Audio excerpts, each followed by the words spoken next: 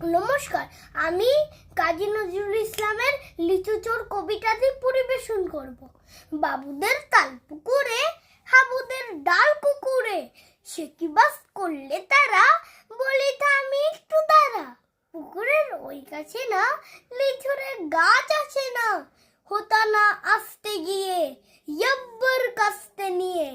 কাছে গিয়ে যেই চড়েছি, ছোট এক ডাল ধরেছি, ও বাবা মরাতে করে পড়েছি সরাতে জোরে। পড়বি পর মালির ঘাড়ে, সে ছিল গাছের আড়ে।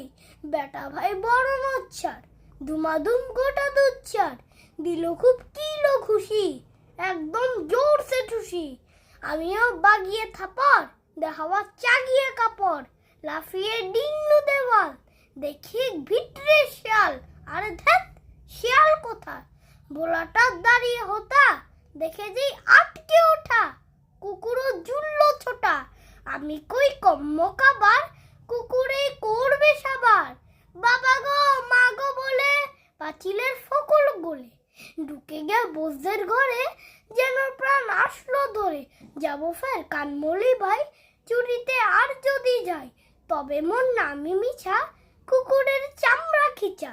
সে কি ভাই যায় রে ভোলা, মালির ওই পিটুনি গুলা, কি বলিস ফের হপ্তা, তবা না খপ্তা। নমস্কার।